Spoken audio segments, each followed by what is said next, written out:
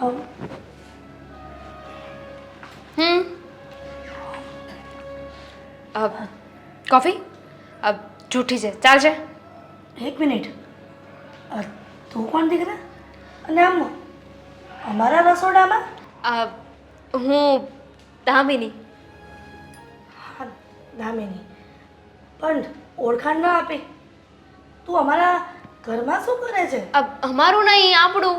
હવેથી આ ઘર પણ મારું છે. તારું છે આપણું છે મને કઈ સમજ નથી પડતી તારી વાતમાં. સમજાવ. હું તમારો આ દીકરો એની ગર્લફ્રેન્ડ. દીકરો ગર્લફ્રેન્ડ રોનક?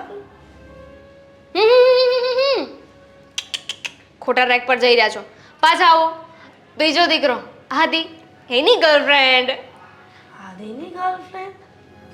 તું શું વાત કરે છે આ બધી?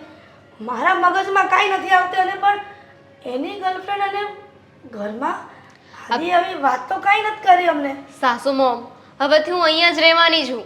સાસુ મોમ? અરે છોકરી, આ તો શું બકવાસ કરે છે? સાચું કહું છું ને. હવે આદિની ગર્લફ્રેન્ડ છું, તમે એના મમ્મી છો, એટલે તમે તો મારા સાસુ મમ થયા કે નહીં? ગજબ છે. દામિની, દામિની, તને કઈ બુદ્ધિ જેવું કાંઈ નથી? આવી રીતના કોઈના ઘરમાં ઘૂસી જવું અને આદિની ગર્લફ્રેન્ડ માની લેવું, આ શું છે બધું? આ શું છે? એટલી સિમ્પલ વસ્તુ તો છે. આ તમને અને મોટા ભાઈને સમજાતી કેમ નથી? આ જુઓ, હું અને આદિ છે ને એકબીજાને પ્રેમ કરીએ છીએ, એકબીજા સાથે રહેવા માંગીએ છીએ, તો હવેથી હું અહીંયા જ રહીશ એક સાથે. તને શું લાગે છે કે તારી વાતોમાં આવીને હું ભરમાઈ જઈશ? આ તમે બંને એક સાથે રહેવાની વાત કરો છો તો શું તમે બંને લગ્ન કરી લીધા છે?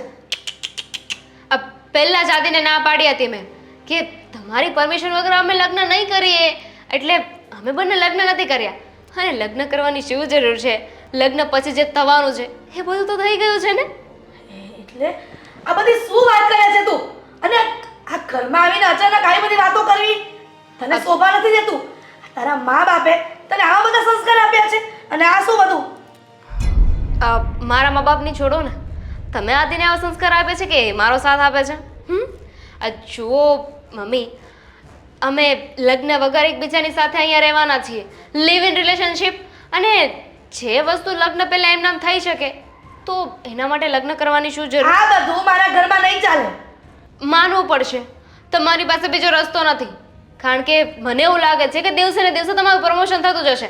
અત્યારે તમે સાસુ મમ બન્યા છો, બની શકે કે મહિના દિવસ પછી દાદીમાએ બની જાઓ. જેને મસ્ત વાત કરી રે. અરે પણ છોકરી, આ શું વાત કરી રહી છે તું? તું સાસુ મોમ, દાદીમાં, આદિને બધી ખબર છે આ બધી વાતની? મારે આદિને વાત કરવી પડશે કે આ બધું શું ચાલી રહ્યું છે ઘરમાં. આ બધી જ ખબર છે, ત્યારે જ તો અમે એકબીજાને મળ્યા છીએ ને. અને એમ પણ કહેવાય છે ને ભગવાન જોડીઓ ઉપરથી જ બનાવીને મોકલે છે. એટલે મને આદિ અને આદિને હું, અમે બંને એકબીજા માટે જ બન્યા છીએ, એક સરખે સરખા. આ ઘરમાં શું ચાલી રહ્યું છે મને તો કાંઈ સમજ નથી પડતી. ચક્કર તમને આ ઉંમરે ચક્કર ના આવવા જોઈએ, ચક્કર તો મને આવવા જોઈએ. ખાંડવાળું પાણી આપું તમને? કોફી પી લો. ચા દે, મને કાંઈ નથી જોતું. જુઓ, તમે ચિંતા ના કરો. અમે તમને સાસુમાં બનાવ્યા છે ને, બહુ જલ્દી તમને છે ને પ્રમોશન આપી દઈશ.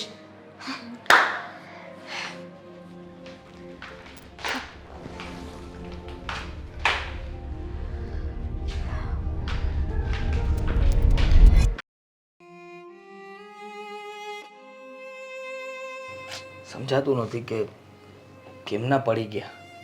થયું શું હશે? માતે જાય ગયા મમ્મી જાય ગયા. માતે થયું તું શું? તમારી તબિયત બરાબર નથી? હા, તમને ચક્કર આવ્યા અને દાદર પાસે પડી ગયા હતા, કેમ એવું થયું? આદિ, દવાખાને જવું છે? ચાલો અત્યારે તમને હોસ્પિટલ લઈ જાઓ. હા, તકલીફ વધે એના કરતાં સારું છે કે રિપોર્ટ વિપોર્ટ કરાવીને ચેક કરી લઈએ. હવે તું સુધરી જાય ને એ મારા માટે દવા જ છે. જાઓ. મેં શું કર્યું હવે નવું? હવે તું ઘરમાં શું ચાલી રહ્યું છે? એક છોકરી ઘરમાં આવી છે અને બકવાસ કરતી હતી. શું છે આ બધું? બકવાસ? એ બકવાસ નથી, દામિની નામ છે એનું. ખબર છે, એણે મને કહ્યું, પણ એ મને સાસુ મોમ ને બધું કહેતી હતી. શું છે આ બધું આદિ? હા જુઓ મમ્મી, એમાં એવું છે કે એ છે ને મારી પત્ની નથી પણ પત્ની છે. લગ્ન નથી થયા એટલે પત્ની તમે ન માનો, પણ મારા માટે મારી પત્ની જ છે. અને આ ઘરમાં હવે જેટલો હક મારો છે એટલો જ હક એનો છે. હવે તમારા માટે જવાબદારી વધી ગઈ છે. આ ઘરમાં એક વહુ આવી ગઈ છે. જવાબદારી મારા માથે વધી ગઈ છે. તારા પર કોઈ જવાબદારી છે કે નહીં? છે જ ને. હા, એનું ધ્યાન રાખવાનું, એને જે જોતું હોય લાવી આપવાનું, તમારી પાસેથી પૈસા માગવાના, પૈસા એને આપવાના, એ બહારની બધી વસ્તુઓ લઈ આવશે, તમારે ઘરની કિચનની રસોડાની આ તે આ બધી વસ્તુઓમાં થોડી થોડી મદદ કરાવશે ને આવડશે તો. બોલી લીધું ને તે?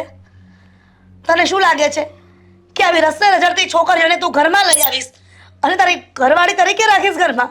મજબૂરી છે મારી મમ્મી, પ્રેમ કરું છું એને. શેનો પ્રેમ? શેની મજબૂરી? આ સોસાયટીના લોકો વાતો કરશે. વાતો શું કરવાના? હા, લગ્ન કરીને લઈને આવો તો વાતો ના કરે?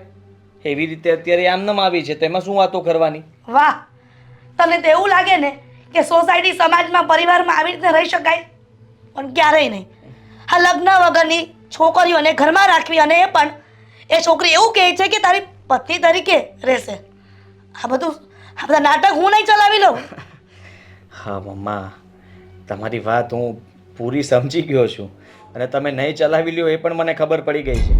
પણ જુઓ, આ તમારે વાત તો માનવી પડશે અને સમજવું પણ પડશે અને હવે એને સ્વીકારવી પણ પડશે. નહીં સ્વીકારું. તમે નહીં સ્વીકારો તો અમે તો અહીંયા જ પડ્યા રહેવાના છીએ. એટલે આજ નહીં તો કાલ તમારે સ્વીકારવા તો પડશે જ. આદિ, આ બધી છોકરીઓને જાણતો નથી. આ તમારી જેવા છોકરાઓને પોળપણનો ફાયદો ઉઠાવીને ફસાવે છે અને પછી છેલ્લે તને નથી ખબર એનું પરિણામ શું આવે છે. એક પણ શબ્દ એના વિશે નહીં સાંભળો મમ્મી, માફ કરજો મને. હા, તમે જેવું સમજતા હોય ને એવી એ છોકરી નથી. મને તો લાગે જ છે. તમને લાગે છે પણ મને એના પર ભરોસો છે. હા, એકદમ વ્યવસ્થિત અને સીધી સારી છોકરી છે. આ ખોટા કોઈ પાસે પૈસા નથી પડાવતી અને મને છેતરી નથી રહી. મારા એક કહેવાથી એ મારા ઘરમાં આવી ગઈ છે. વિચાર કરો, કઈ છોકરી હોય જે લગ્ન કર્યા વગર આ રીતના ઘરમાં આવે? હોય ને, તે મોટી મોટી ડંફાસ મારી હશે એની સામે, એટલા માટે લલચાઈ ગઈ હશે. તને શું લાગે છે કે આવી છોકરીઓને ઘરમાં લાવીને તું રોનકની પણ જિંદગી બગાડી રહ્યો છે?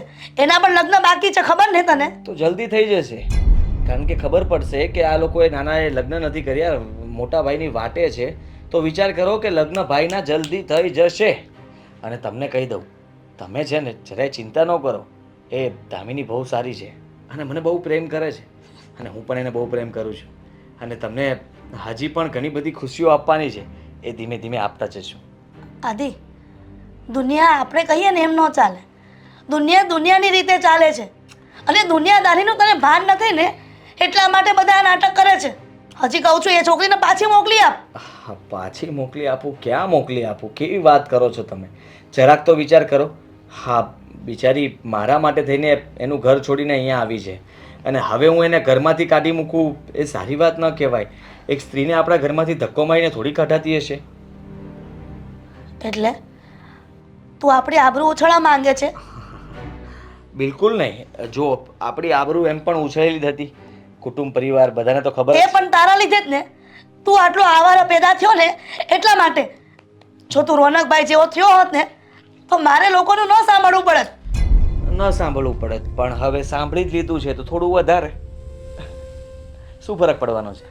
તારા કારણે મારા દીકરા રોનકના પર શક પણ નથી થતા. હવે ખબર નહીં આ નસીબમાં શું લખ્યું છે. નસીબ તો સારા જ લખીને આવ્યો છું. ત્યારે તમે મને આટલા સારા મમ્મી, આટલો સારો ભાઈ બધા મળ્યા.